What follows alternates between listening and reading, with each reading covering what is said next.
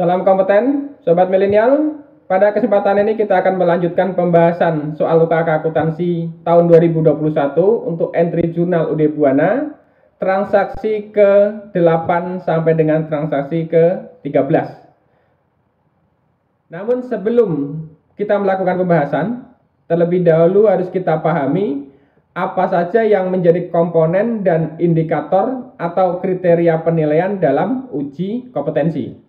Karena nilai dari uji kompetensi ini bukan hanya diambil dari hasil yang saudara kerjakan, tetapi ada 3 komponen yang dilakukan penilaian.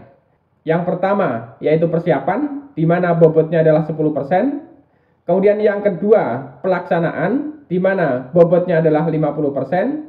Dan yang ketiga hasil, di mana bobotnya adalah 40%. Dan masing-masing dari komponen ini memiliki indikator atau kriteria yang harus saudara kerjakan agar memperoleh nilai yang maksimal. Dan untuk pembahasan lengkap tentang komponen dan indikator atau kriteria penilaian ini, silahkan saudara lihat dalam video saya sebelumnya tentang komponen dan indikator kriteria penilaian UKK.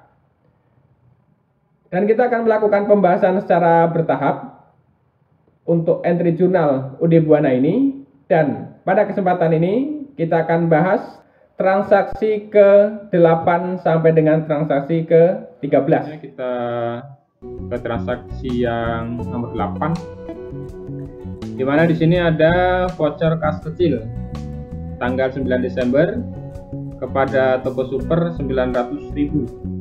Pembelian perlengkapan toko. Jadi kalau di sini voucher kas kecil, kita langsung mencatat ke dalam petty cash. Ya, untuk tanggal kita masukkan sesuai tanggal di sini, yaitu tanggal 9. Buktinya sesuaikan dengan bukti yang ada di sini, P12 datar 3. Keterangannya atau deskripsinya di sini adalah perlengkapan toko ya, karena pembelian perlengkapan toko. Dan beban di sini akan dibebankan kepada akun. Karena perlengkapan toko bisa kita lihat dulu akun yang tersedia di sini. Ya, di sini ada akun untuk store supplies. Ini akan kita pakai ya, store supplies atau perlengkapan toko. Kita masukkan, kemudian nomor akun kita sesuaikan. Jumlahnya yang dibayar adalah 900.000. Ini 900.000 dan di kreditnya juga 900.000. Jadi jumlah debit dan kredit sudah balance. Dan jika ini sudah dicatat, jangan lupa dilakukan penandatanganan untuk bukti transaksinya. Kita lanjut dokumen transaksi nomor 9, di mana di sini ada bukti pengeluaran kas dari UD Buana. Bukti nomor PKK 12 datar 3 tanggal 9 Desember 2021 dibayar kepada PT Sahabat Jaya sejumlah 23.100.000. Pelunasan faktur C15234 tanggal 23 November 2021. Jadi karena di sini bukti pengeluaran kas, berarti akan kita catat dalam jurnal pengeluaran kas atau cash payment journal. Jadi untuk tanggal kita buat tanggal 9. Kemudian evidence atau buktinya PKK 12 datar 3. Kemudian keterangannya atau deskripsinya adalah dibayar kepada PT Sahabat Jaya. Kemudian ini merupakan pelunasan faktur, artinya dia membayar hutang, berarti hutangnya berkurang di sebelah debit atau akun payable di debitnya 23.100.000 dan di kreditnya adalah cash in bank karena ini pengeluaran kas, jadi kasnya berkurang. Tidak sama antara debit dengan kredit. Jika ini sudah dicatat, bukti transaksi dilakukan penanda tanganan. Dan dilanjutkan dengan dokumen nomor 10, di mana di sini ada faktur kepada UD Buana yang dikeluarkan oleh PT Margonda. Artinya PT Margonda menjual kepada UD Buana. Berarti UD Buana melakukan pembelian. Nomor F05 tanggal 10 Desember 2021 jumlah Rp331.100.000. Perincian quantity 11 untuk barang HPP 14, harganya 16 juta, total harga menjadi 176 juta, PPN 17.600.000 dan jumlahnya menjadi 193.600.000. Kemudian yang kedua 10 untuk barang DL15, harganya 12.500.000, totalnya menjadi 125 juta, PPN 12.500.000 dan jumlahnya menjadi 137.500.000. Jumlah keduanya 301 juta, PPN 30.100.000 dan jumlah akhir menjadi 331.100.000 rupiah. Ini merupakan pembelian, berarti kita catat dalam jurnal pembelian atau purchase journal. Ya, untuk tanggal berarti kita buat sesuai dengan tanggal yang ada di sini, yaitu tanggal 10. Evidence atau nomor invoice-nya kita masukkan ini F05. Deskripsinya kita buat PT Margonda. Kemudian ini adalah pembelian, karena sistemnya perpetual, kan di sini akan menambah merchandise inventory sebesar 301 juta.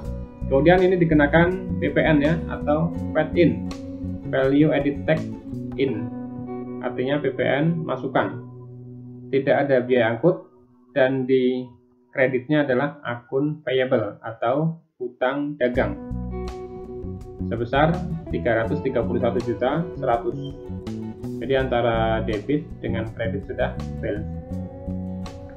Selanjutnya atas pembelian barang ini tentu ada persediaan masuk, persediaan bertambah di sini, berarti harus kita catat dalam kartu persediaan atau inventory card, di mana yang pertama adalah barang untuk HPP 14. Kita buat lebih dahulu di sini tanggalnya 10, kemudian ini buktinya F05 fakturnya ya. Deskripsinya di sini adalah pembelian. Karena ada pembelian, tentu barang masuk 11 unit. Harganya di sini masih 16 juta ya, 16 juta. Totalnya adalah 176 juta. Sehingga persediaan akhir barang untuk HPP 14 ini sekarang tadinya 13 ditambah dengan 11, berarti menjadi 24. Dan harganya di sini 16, ini 16, berarti masih tetap 16. Totalnya menjadi 384 juta. Kemudian untuk barang yang DL15 kita buat tanggalnya tanggal 10. Kemudian ini fakturnya, ini keterangannya. Kemudian barang yang masuk di sini adalah 10 unit. Kita tulis 10. Kemudian harganya di sini masih 12.500.000. Totalnya menjadi 125 juta. Sehingga persediaan akhir untuk HPP DL 15 tadinya 10 ditambah dengan 10 berarti menjadi 20. Kemudian harganya tetap 125 juta. Sehingga totalnya menjadi 250 juta. Jadi kalau persediaan ini sudah kita catat dalam kartu persediaan, kita lanjutkan lagi untuk transaksi yang nomor 11. Di mana di sini ada PT Margonda, dia mengeluarkan nota debit yang nomor 1 ND-1 tanggal 11 Desember 2021 kepada UD Buana. Jadi kalau nota debit dikeluarkan oleh supplier, itu artinya terjadi retur pembelian. Berarti si UD Buana ini ada mengembalikan barang kepada PT Margonda. Jumlah 45.100.000, rincian 1 untuk barang HPP 14, kemudian 2 untuk DL 15. Ini rincian harganya. Dan atas jumlah ini tentu kita akan mencatat ke dalam jurnal umum ya, atau general jurnal. Tanggalnya kita buat di sini tanggal 10. Kemudian ini buktinya NB-01. Kemudian atas retur pembelian ini tentu akan mengurangi hutang, karena sebelumnya masih dicatat sebagai hutang dagang ya. Berarti di kreditnya di sini adalah akun payable, dan di kreditnya karena barangnya dikembalikan tentu barangnya akan berkurang, berarti merchandise inventory. Kemudian atas pembelian ini dikenakan pajak ternyata atau ada VAT income-nya. Untuk rate kita kosongkan dulu. Kemudian di sini jumlahnya sesuai dengan yang ada di sini 45.100.000, hutangnya berkurang. Kemudian merchandise inventory-nya 41 juta, dan untuk VAT income-nya sebesar 4.100.000. Jika ini sudah kita lakukan pencatatan, kita akan mencatat pengeluaran barang ini ke dalam kartu persediaan. Karena barangnya dikembalikan, maka barang kita berkurang. Ya, tanggalnya kita buat sini tanggal 10. Ini buktinya NB-1. Keterangannya adalah retur pembelian.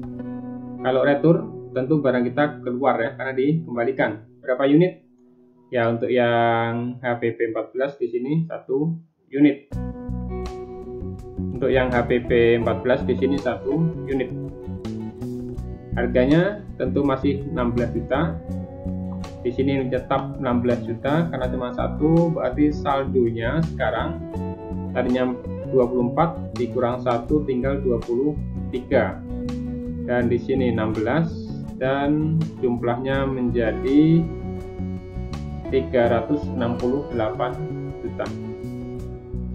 Kemudian barang yang kedua yang DL15, kita masukkan tanggalnya.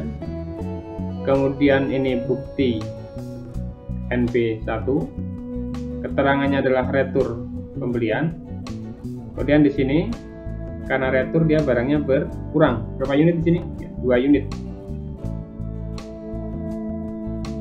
Harganya masih 12.500.000 sehingga di sini diperoleh jumlah 25 juta. Dan persediaan akhir sekarang tadinya 20 dikurang 2 tinggal 18. Dan harganya masih 12.500.000. Saldo akhir menjadi 225 juta. Atas harga penjualan ini atau harga pokok penjualan ini, pertama 25 juta, kemudian yang kedua 16 juta akan kita catat dalam jurnal umum atau general journal. Ini nanti akan mengurangi harga pokok penjualan yang sudah dijual sebelumnya. Lanjut untuk dokumen transaksi nomor 12, di mana di sini ada bukti penerimaan kas nomor BKM 12 data 2 tanggal 12 Desember 2021. Diterima dari Digital Elect 180.400.000. Pelunasan faktur F12 datar 1 tanggal 6 Desember 2021 dikurangi dengan sales return. Ke atas penerimaan ini kita catat dalam jurnal kas masuk atau kas receive jurnal. Tanggalnya kita buat di sini tanggal 12 ya. Kemudian buktinya BKM 12 datar 2. Kemudian untuk deskripsinya kita buat Digital Elect. Dan jumlah yang diterima di sini adalah 180.400.000. Ini di cash in bank akunnya. Kemudian di kreditnya tentu di sini adalah akun receivable ya, karena dia merupakan penerimaan utang atau pelunasan faktur. Selanjutnya jika ini sudah dicatat, jangan lupa bukti transaksi ditandatangani dan kita lanjutkan ke transaksi ke-13. Ya, di sini ada nota kontan dari UD Buana. Jadi kalau nota kontan itu merupakan penjualan tunai tanggal 13. Karena ini penjualan tunai, berarti kita akan mencatatnya nanti dalam jurnal penerimaan kas. Jumlah yang diterima adalah 266.200.000. Perinciannya kuantiti 5 untuk barang HPP 14, harga jualnya 18 juta, totalnya menjadi 90 juta, PPN 9 juta, dan jumlahnya menjadi 99 juta. Kemudian kuantiti yang kedua 8 untuk DL15, harga jualnya 14.500.000, total harga menjadi 116 juta, PPN 11.600.000, dan jumlahnya 127.600. Ini total keduanya menjadi 242 juta, PPN-nya 24.200.000, dan untuk jumlah menjadi 266.200. Di atas transaksi ini kita catat dalam jurnal penerimaan kas, di mana di sini untuk tanggal kita buat yaitu tanggal 13. Kemudian buktinya kita pakai bukti yang ini, KN01 ya, nota kontan. Kemudian deskripsinya kita buat penjualan tunai. Jumlah yang diterima di sini adalah sebesar harga penjualannya, yaitu 266.200. Kemudian di sebelah kredit, ini merupakan penjualan tunai, bukan penerimaan piutang. Kan di sini akunnya kita masukkan ke dalam akun penjualan atau sales. Kemudian atas sales ini dikenakan PPN, ada PPN-nya ini, yaitu namanya VAT Outcome atau Value Added Tax Outcome.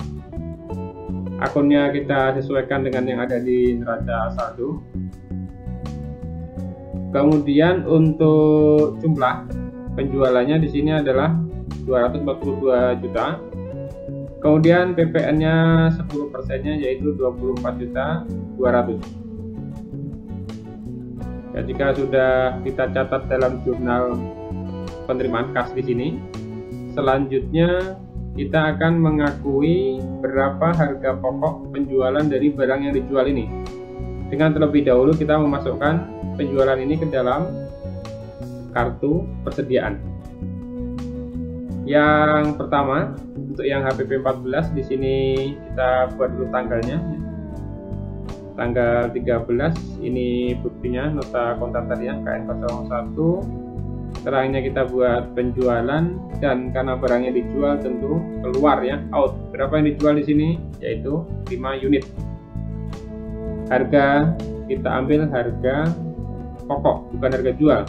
Jadi harganya tetap 16 juta ya, bukan 18 juta.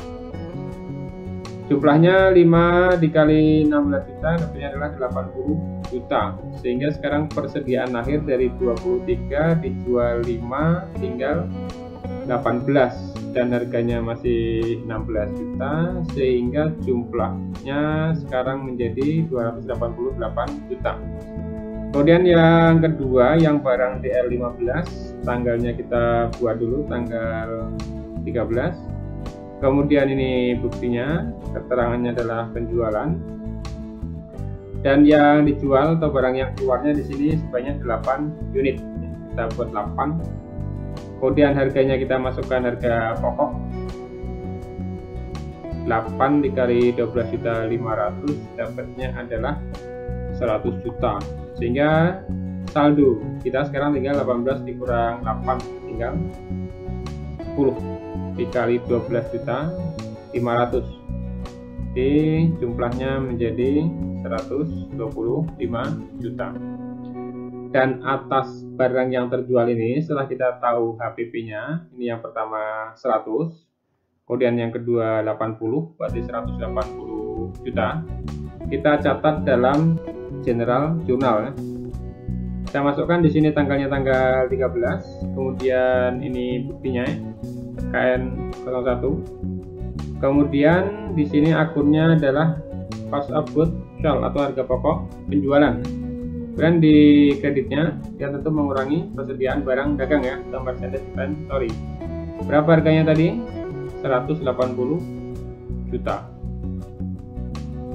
Di kreditnya pun 180 juta. Itu kita lihat di sini tadi. Ini 80, kemudian yang kedua di sini 100, jadi 180 juta.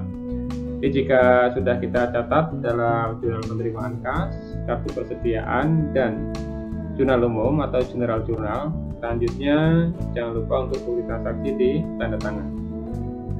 Dan kita lanjut. Demikian untuk pembahasan transaksi yang ke-8 sampai dengan transaksi ke-13. Silahkan ikuti pembahasan transaksi selanjutnya dalam video saya berikutnya untuk transaksi yang ke-14 sampai dengan ke-20. Terima kasih.